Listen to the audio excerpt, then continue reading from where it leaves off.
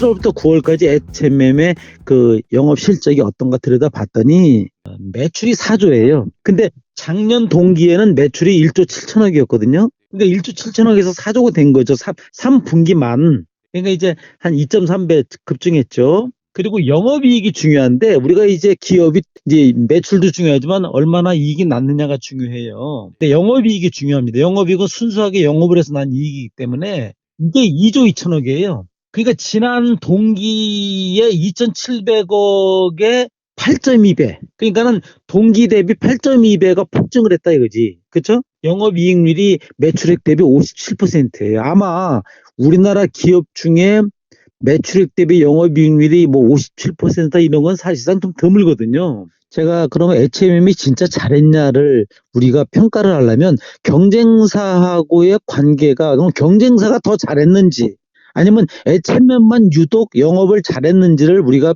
볼 필요가 있다 이거죠. 제가 항상 그걸 말씀드리지 않습니까? 전 세계 글로벌 해운 선사 1위부터 10위 안에 선사를 제가 쭉 들여다봤어요. 세계 1위 선사인 덴마크의 AP 몰러 머스클라인 그룹이 영업 보고서를 보니까 3분기에 매출액이 15조 4,700억이에요. 그리고 영업이익이 6조 3,100억. 근데 이게 전년 대비 영업이익이 5.5배. 엄청난 거죠.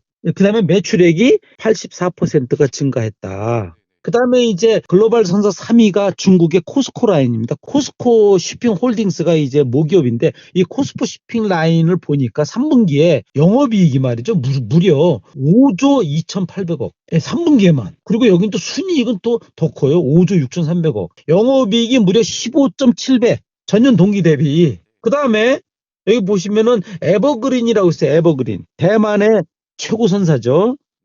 대만의 선사가 에버그린, 양밍, 와나에 이렇게 있습니다. 이제 전부 다 이게 에버그린하고 양밍은 세계 탑 10에 들어갔죠. 그래서 에버그린을 보니까 또 9월 3분기만 영업이익이 4조 900억. 그다음에 이게 1년 전하고 비교하니까 동기 대비 8.7배 이게 말이죠. 그다음에 매출액이 6조 1천억 원. 그래서 2.6배 전년 동기 대비. 그러니까는 대부분의 글로벌 선사들이 보니까 이 매출액이 한 2배 늘고 영업이익은 막 한 5배, 8배 막 이제 이렇게 막 폭증을 하는 거예요, 지금. 벌써 제가 지금 머스크하고 코스코하고 에버그린 얘기했지 않습니까? 근데 더 놀라지 마십시오. 지금 일본의 3대 해운사 NIK, MOL, K라인이 합친 게 완이지 않습니까? 오션 네트워크 익스프레스라는 완이라는 컨테이너 부분의 통합법인이 적자였었거든요. 근데 통합하고 나서 계속 흑자를 내는데 이번에 어떻게 냈냐면 이 3분기에 영업이익이 무려 5조. 그래서 영업이익이 작년 동기 대비 7.1배. 그리고 매출액도 말이죠. 8조 9천억인데 이게 2.4배예요. 작년 대비. 그러니까는 보통 매출액도 2배고 영업이익은 보통 7, 8배다. 이제 이렇게 보시면 되고 그다음에 이제 그 독일의 최고 선사가 하파크로이드예요. 하파크로이드가 이제 세계 5인가 뭐 그렇죠. 그래서 이 하파크로이드도 보니까 엄청나요. 왜 엄청나느냐? 매출액이 8조 4,300억. 3분기만 영업이익이 3조 9,200억, 약 4조 됩니다. 그러니까 지금 어떻게 보면은 우리 H&M이 경쟁하는 게 하파크로이드나 에버그린이나 이쪽이거든요. 지금 짚라인 있죠. 우리가 짚라인을 좀 잘 봐야 돼요. 왜 그러느냐면 이스라엘의 국적 선사가 짚라인인데 이 짚라인이 굉장히 어려웠어요. 그래서 부실화가 됐었거든요. 근데 구조 개혁을 했습니다. 짚라인이. 그래서 짚라인이 역대 최고의 실적을 3분기에 달성을 했습니다. 매출액이 3조 7천억 3분기에 그리고 영업이익이 무려 2조 2천억. 짚라인은 몸집이 좀 작단 말이죠. 그럼에도 불구하고 이 구조개혁을 통해서 재무적으로 어려웠던 기업이 무려 영업이익이 2조 2천억 나고 매출액이 무려 3조 7천억이 났다. 그래서 매출액은 3.1배가 늘어났고 영업이익이 무려 9.8배가 늘었어요. 이제 산업은행이 이동걸 은행장이 그 말을 했어요. 그러니까는 예를 들어서 지금 산업은행이 전환사채에 주식을 전환을 안 하면은 배임자가 돼요, 이게. 그리고 근데 문제는 뭐냐면 전환을 하면은 지분이 올라가 가지고 이게 일정 지분이 되면 자회사로 편입을 해야 돼요. 그러니까 우리나라 그 산업은행이 옛날에도 보면은 대우라든지 이런 회사를 자회사로 이제 거느렸단 말이죠. 부실되면 이제 지원을 하고 이런 것 때문에 주식 지분을 취득해가지고 자회사로 편입되면 골치 아파요. 여러분 생각해보세요. HMM이 만약에 산업은행의 자회사로 편입이 되면은 HMM이 나중에 부실이 또 되면은 누구 책임이 되겠어요? 산업은행 책임 되는 거예요. 그러니까는 이 전환사채를 하다 보니까 지분이 올라가고 이제 이익도 많이 가져갔어요. 그러니까 주식 토론방에서 개미들이 하는 얘기가 왜 니네들이 다 처먹냐? 왜 이 이익을 해진공하고 산업은행이 성과급 파티하는 거냐? 이래가지고 난리치는 거예요. 근데 이제 산업은행 입장에서는 그렇게 안 할 수가 없다 이거지. 이 프로그램 스케줄상에. 네, 제가 볼 때는 이미 코로나 팬데믹으로 인한 해운 운임의 급등에 대한 효과는 이미 다 반영이 됐다. 그러니까는 이 반영이 이제는 더 이상 안 된다는 거죠. 왜? 이제는요, 앞으로 이제 제가 볼 때는 이 컨테이너 운임은 이제 하락세로 갈 수밖에 없어요. 이미 이제 고점 지나가지고 우리가 산이 높으면 볼이 깊은 거예요. 그러면은 이제 산이 이미 너무 높았기 때문에 이제는 스테이블하게 이제 점점 이제 디클라이닝 되는 거야. 하락세로 가는 겁니다. BDI는 지금 완전 하락을 했는데 SCFI는 하락하다가 약간 좀 반등하다 이런 계단식으로 갈 수가 있어요. 그러나 제가 볼 때는 내년부터 후년까지 장기적으로 쭉 가면은 컨테이너 운임은 무조건 내려갑니다.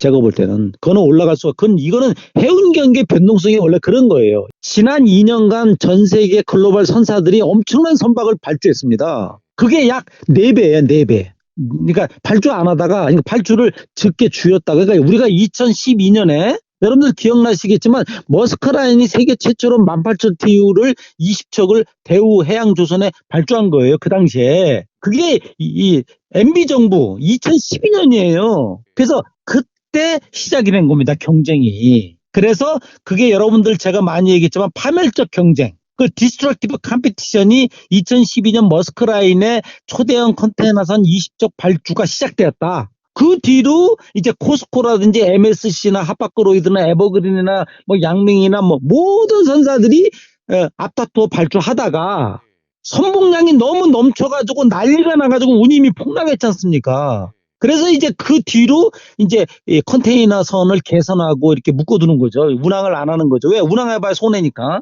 이렇게 가다가 코로나가 온 거예요. 그래서 이제 묶어둔 배들을 다 풀고 이제 전부 투입을 해가지고 운항을 하고 새로 신조를 하고 이렇게 때려쳤단 말이죠. 이런 상황에서도 배가 부족하니 지금 여러분들 아시겠지만 에버그린이나 MSC나 HMM 같은 경우는 배를 엄청나게 주문했어요. 이게 지금 우리만 주문 많이 한 게 아니라 대만 선사들을 잘 봐야 돼요. 지금 대만 선사가 말이죠. 배를 엄청나게 주문해 놨습니다. 그러니까 그건 왜 그러느냐? 대만이 작은 나라예요. 우리보다 작지 않습니까? 근데 대만이 그래도 굉장히 건실한 제조업 기반으로 중소기업 제조업 기반으로 가는 나라인데 대만이 선박 건조를 많이 하기 때문에 이게 쏟아져 나와. 그다음에 두 번째는 스위스 MSC가 지금 세계 2위입니다. MSC가 머스크라인을 뛰어넘습니다. 이제 얘네들이 선박 발주를 가장 많이 해놨습니다. 최근에 이 선박이 내년부터 쏟아져요. 그러면은 1위의 머스크라인을 추월합니다.